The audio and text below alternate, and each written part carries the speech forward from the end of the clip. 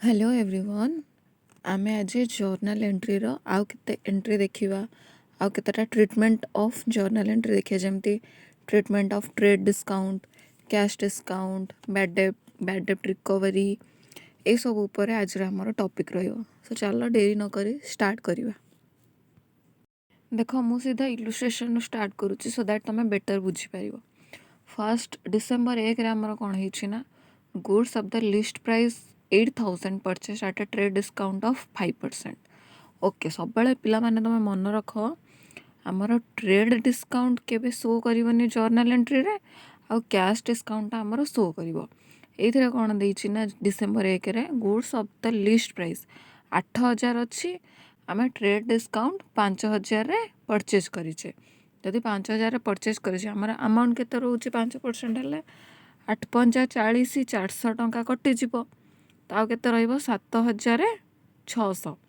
7,600 रे हमर किणा हिची गुड्स। ओके तो एंट्री कौन हबो आसी जी कौन गुड्स तो purchase account debit to cash account. Cash रे केते पड़ियो ना 7,600 ट्रेड डिस्काउंट को माइनस करी जोटा कि हमर ट्रेड डिस्काउंट हमर जर्नल एंट्री रे शो करूनी। ओके देन नेक्स्ट देइची goods of the catalogue price 9,000 sold at a discount of 10% to Samuel means तमर कैटलॉग प्राइस अच्छी 9,000 बिकिच ट्रेड डिस्काउंट 10% रे तो आमर अमाउंट केते रहिला 9,000 रो 10% 900 टका 9,900 टका माइनस करले 8,100 टका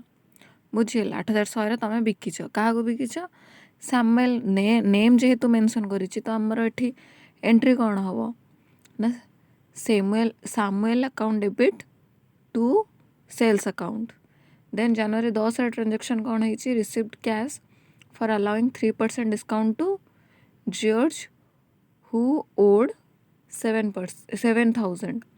माने तमे का गोटे पैसा देथिलो से तुमको पैसा फेरउची आउ तमे ताको केते दउछ 3% डिस्काउंट दउछ। खाली डिस्काउंट लिखिचे एठी माने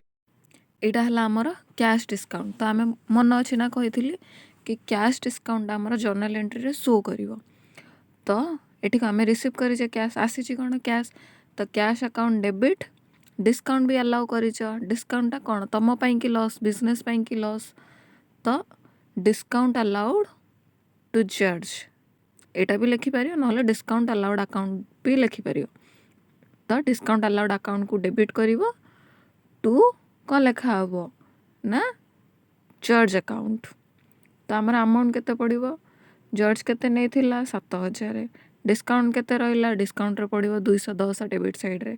कैश अकाउंट रे केते पड़ियो ना 6,790 टका। देन क्वेश्चन देइची paid cash after deducting 4% discount to Richard to whom 6,000 was payable. तुमको 6,000 टका दबार थिला जे तुमको गोटे डिस्काउंट मिलला 4% रो बाय रिचार्ड हाँ रिचार्ड तुमको देला। तो ये जर्नल एंट्री तुम कौन हम ये तुमको डिस्काउंट गोटे मिली। तो जर्नल एंट्री कौन हम ये ना Richard account debit to cash to discount. Cash रे केते पड़िवो आ डिस्काउंट रे केते पड़िवो 4% डिस्काउंट अछि माने 6,000 रो 4% 6,24 240 टंका पड़िवो हमर डिस्काउंट रे आ 5,760 टका पड़िवो टू कैश अकाउंट बुझियला। देन देइची receive 9,600 from Frederick in full settlement of his account 10,000। ये ट्रांजैक्शन ना माने कौन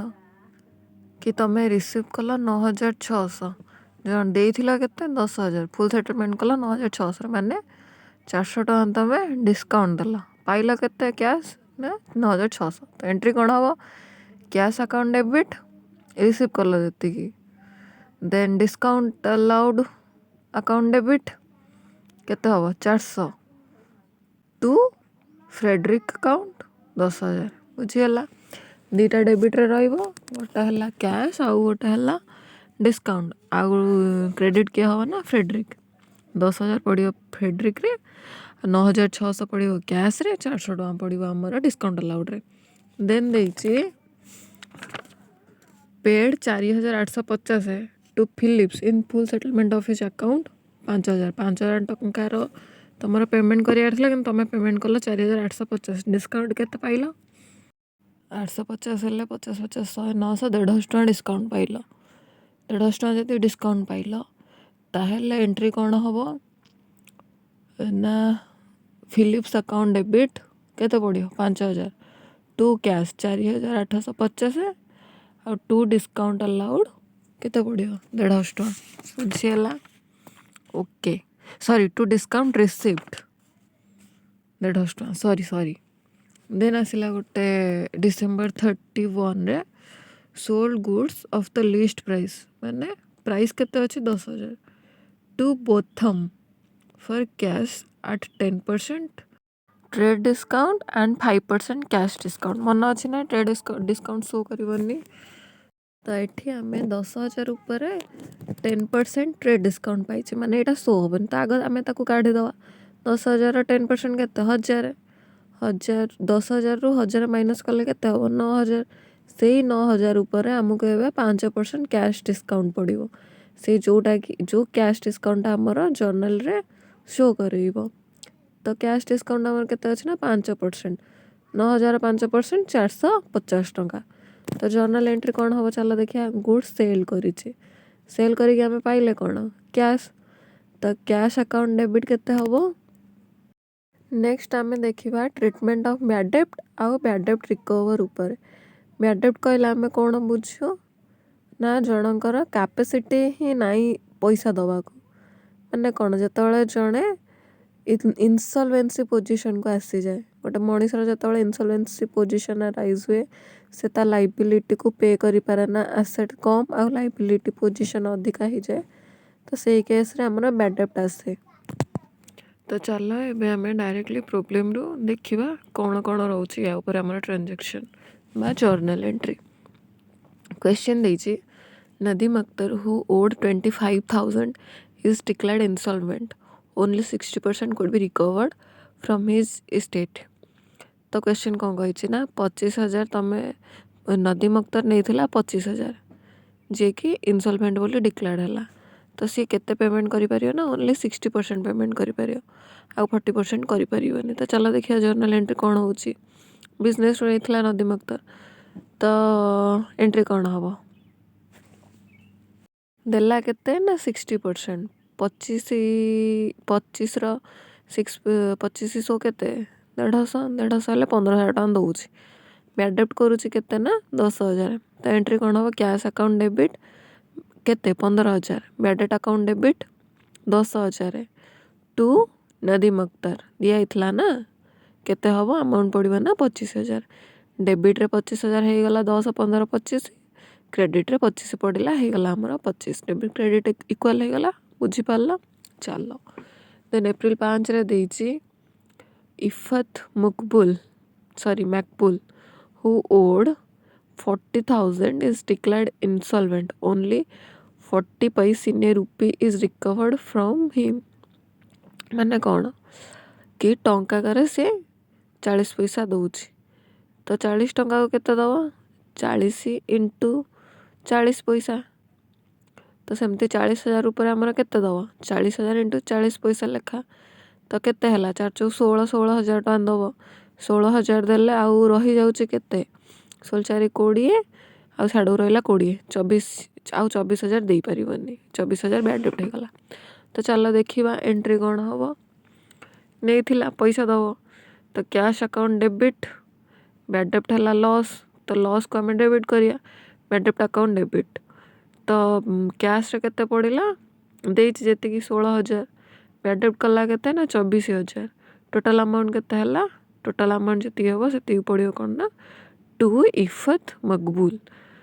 40,000 पड़ेगा तो एंट्री कौन है टोटल जब देखिए ना कैश अकाउंट डेबिट बैड डेब्ट अकाउंट डेबिट 16 पड़ो कैश रे बैड डेब्ट पड़ो 24 रे टू इफत मकबूल है 40,000 बुझीगला देन द थर्ड एंट्री देछि account of Abdul Majeed who owed 10,000 is written off as bad आज nothing could be recovered from him से टोटाली पैसा दे पारलानी तो एंट्री कौन हम होल अमाउंट आमर बैड डेब्ट हो तो एंट्री कौन है ना बैड डेब्ट account debit to Abdul Majeed amount केते पड़ला ना 10,000 नरेशन लिखिदब देन एंट्री कौन देइछि मंसूर अहमद हु ओड नहीं केते 60,000 is declared insolvent first composition of 30% recovered from him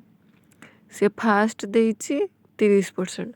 तो एना जति देइछि आमे सेति देदा सेकंड रे कोन होछि देखिया सेकंड रे देखो अप्रैल 30 रे से देइछि सेकंड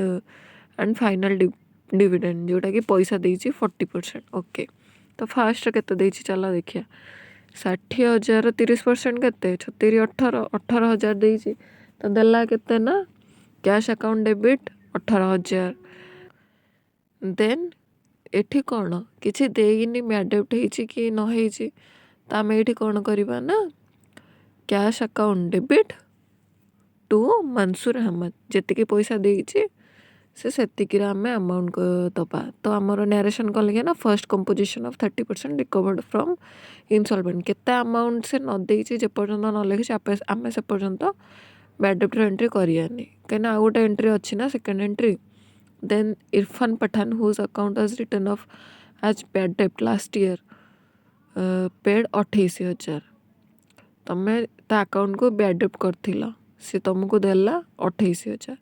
माने कौन तुम रिकवर है तो आमर ये रिकवरी एंट्री कौन हम आसला कौन कैश तो cash account debit to bad डेब्ट रिकवर्ड आमे जेहेतु मन अच्छी ना लॉस को आम डेबिट करथिबा तो बैड डेब्ट रिकवरी हम क्रेडिट बुझीगला तो केते अमाउंट पड़ो 28,000 देन गोटे क्वेश्चन देइछि एप्रिल 25 रे recovered 25,500 from Musavir Ahmed whose account of 45,000 was return off as bad डेब्ट लास्ट ईयर तमें बैड डेब्ट लास्ट ईयर लिखी से तुमको एथरक पैसा देला जी पैसा देला से एंट्री करियो cash account debit to bad डेब्ट रिकवर्ड 25,500 एथरे 25,500 डेबिट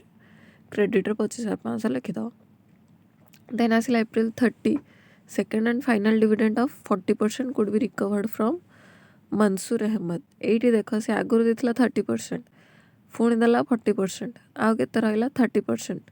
जोटा कि आमर बैड डेब्ट हो गला 60,000 40% केते 24 कैश अकाउंट डेबिट हम केते 24,000 देन बैड डेब्ट रे केते पड़िवो चलो पिला माने एबे हमें नेक्स्ट कहा ऊपर जर्नल एंट्री करिवे देखिबा तो आमर नेक्स्ट होची expense on purchase and sale purchase and sale बेला आमर एक्सपेंस कौन हुए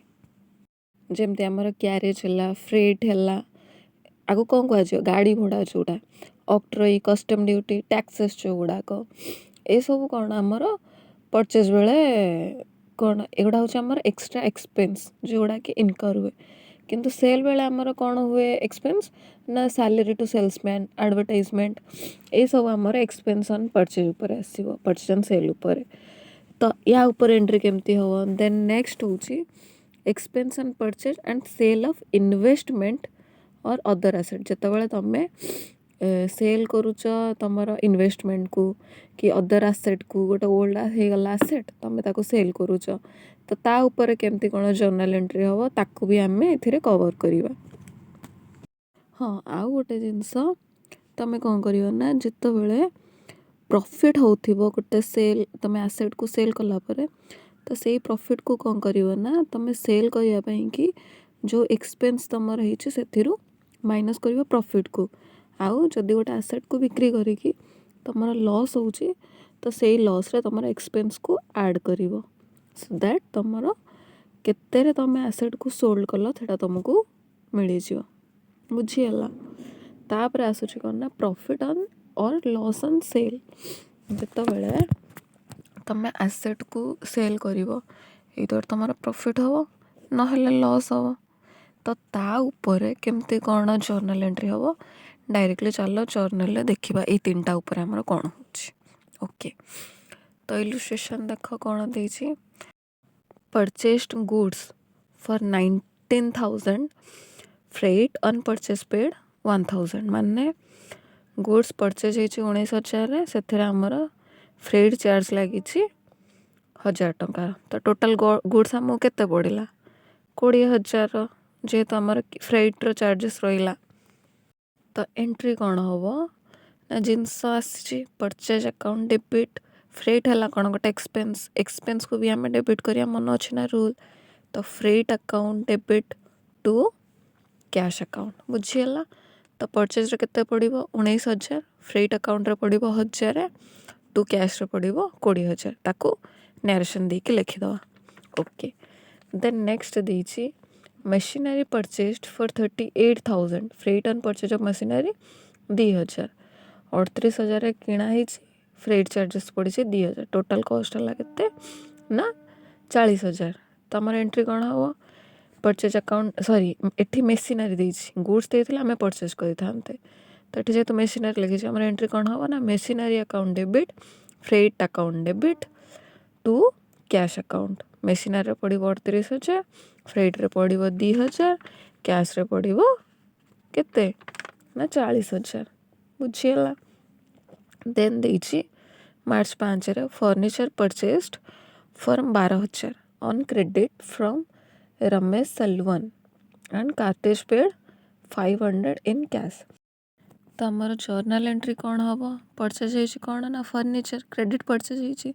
आसला कौन फर्निचर तो फर्निचर अकाउंट डेबिट एक्सपेंस गोटे होइछि कौन ना कार्टेज कार्टेज अकाउंट डेबिट हम टोटल अमाउंट डेबिट साइड रे केते हला 12,500। ओके क्रेडिट रे आसीछि काहाठू ना रमेश सलवन ठू तो furniture account debit to Ramesh Salwan credit रे गोटे पड़ला टू रमेश सलवन अकाउंट केते पड़िबो ना 12,000। तो आमे गोटे कार्टेज पेड करथिले cartage account debit to cash account 500 टंका ये 12,500 हो गला ये 12,500 हो गला बुझीगला। देन देछि मार्च 7 रे गुड्स कॉस्टिंग 7,000 सोल्ड फॉर 9,000 एठी कौन आमर कम रे कॉस्ट अच्छी सेल्स प्राइस अधिका अच्छी तो ये आमर कौन है ना प्रॉफिट है कौन गोटे इनकम केते इनकम है एठी ना 2,000 तो से जो 2,000 आमर को साइड रे पड़िबो क्रेडिट साइड रे एठी ए लॉजिक काम करियोनी कि पैसा आसिला बोली कि एठी को लॉजिक काम करियो ना इनकम आमर कौन सॉरी प्रॉफिट आमर कौन गोटे इनकम तो जर्नल एंट्री एठी कौन है तमें सेल कर आसला कौन कैश आसला कैश केते रिसीव कल 9,000। Okay cash account debit 9,000 to कौन सेल्स सेल्स रे केते पड़िबो 7,000 जदि 7,000 पड़ुछि तार जो गैपटा रहिला 2,000 कौन पड़िबो ना to profit on sale of goods बुझीगला केते पड़िबो 2,000 क्रेडिट साइड रे पड़िबो। एटा हला हमर मार्च 7 रो जर्नल एंट्री। पिला माने मु जतबेले तुम मानको आंसर देबी देखिबो तुमको जर्नल बुक रे जो आंसर गुड़ा देछि टिके चेंजेस हम तो मु जो गुड़ा कहूँ सेमती ही लिखियो सेमती लिखिले बुझी पारियो नहेले बुक रे जो आंसर देछि ताको देखिले टिके बुझी होउनी सो मु जेमती कहूँ माइंडफुली सुनिबो आ से हिसाब रे ही जर्नल एंट्री करिवो। ओके देन मार्च 9 रे देछि office equipment worth 9,000 sold for 11,000 office equipment को 11,000 बिकी तो आम 2,000 प्रॉफिट हो ओवरऑल देखिए गले तो आम कैश आसला केते कैश अकाउंट डेबिट है 11,000 टू कौन हम ना to sale of office equipment amount केते पड़ो 9,000 प्रॉफिट होइछि गोटे तो प्रॉफिट कौन हमर इनकम इनकम है कोटी पड़ो क्रेडिट साइड रे to profit on sale of equipment account केते पड़ला ना 2,000 हे गला 11,000 क्रेडिट साइड रे। Okay then goods costing 12,000 sold for 11,000 to Suresh Chauhan तो क्वेश्चन कौन देछि ना 12,000 आमर जिनस आमे बिकिचे 11,000 सुरेश चौहान को माने एटा होछ गोटे क्रेडिट ट्रांजैक्शन पैसार किछि लेना देना नाही। ओके तो एठी एंट्री आमर कौन हम सुरेश चौहान अकाउंट डेबिट केते रे ना 11,000 रे बट देख आमर गुड्स कॉस्ट केते अछि 12,000 तो एठी लॉस होइछि लॉस हेले कौन all expense and losses are debit मन पड़ुछि ना तो जदि लॉस होइछि यार नेचर कौन हम डेबिट रे पड़िबो तो 1,000 टका आमर कौन हम ना loss on sale of goods account debit सी हम 1,000 टू सेल्स अकाउंट हम 12,000 बुझीगला।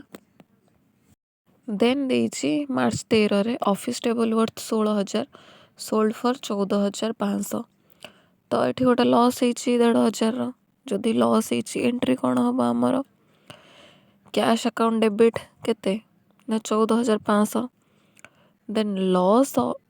सॉरी ऑफिस टेबल देछि माने एटा फर्निचर रे जाउछि फर्निचर एंड फिक्सचर रे जाउछि तमे फर्निचर लिखि पारियो नले फिक्सचर लिखि पारियो तो फिक्सचर लिखिबा हमें fixture account debit sorry cash account debit हम केते 14,500 then loss on fixtures account debit केते हम ना 1,500 टू फिक्सचर्स अकाउंट केते हम ना 16,000 बुझीगला। देन क्वेश्चन देछि मार्च 15 रे machinery worth 24,000 sold for 28,000 expense include होइछि 1,000 टंकार ओके तो पैसा केते आसिला हम पाखु 28,000 कैश अकाउंट डेबिट 28,000 देख आमर गोटे एक्सपेंस होइछि सेल ऑन मशीनरी ऊपर 1,000 टंकार होइछि तो आमर मशीनरी कॉस्ट अछि केते 24,000 ये गोटे एक्सपेंस जदि ऐड होउछि तो केते हला हमर मशीनरी एक्सपेंस 25,000 तो आम एंट्री कौन करिया कैश रिसीव केते हला 28,000 cash account debit 28,000 to machinery account हम केते ना 25,000 then to profit on sale of machinery केते पड़िबो ना 3,000 बुझीगला ओके देन देछि मार्च 17 रे goods costing 35,000 sold for 40,000 brokerage on sale 1,500 तो ये आमर एंट्री कौन हम ना रिसीव कौन है कैश केते रिसीव होइछि 40,000 तो cash account debit 40,000 to sales account sales रे केते पड़ियो देख आमर कॉस्ट थिला 35,000 आगुरु आ ब्रोकरेज होइछि 1,500 तो केते हला 36,500 सेल्स रे पड़िला आ बाकी केते रहिला 3,500 3,500 कौन पड़िबो हमर ना profit on sale of goods सेटा कौन हम क्रेडिट ओके देन आसिला हमर मार्च 19 रे ऑफिस आलमीरा worth 18,000 sold for 15,000 selling expense 1,000 टଙ୍କା तो ये आमर एंट्री कौन है ना 18,000 जिनस आम 15,000 बिकीचे से आमर पुणी एक्सपेंस लगी केते ना 1,000 तो आमर कॉस्ट केते पड़िला थिला 18,000 सेलिंग एक्सपेंस ऊपर आमर सी भी गोटे खर्च पड़ी केते ना 1,000 रिसीव कले आम केते 15,000 आंसर कौन हम कैश अकाउंट डेबिट 15,000 देन हम आमर loss on furniture and fixtures account debit हम केते रे से थिला 16,000 ये हला 2,000 18,000 देन टू फिक्सचर अकाउंट केते पड़िबो सी थिला केते ना 18,000 पड़ी हमर ऑफिस आलमीरा रे बुझीगला सॉरी फिक्सचर रे पकेइबो ओके देख ये हला तार आंसर चाहिए तुम मैंने देखिपार।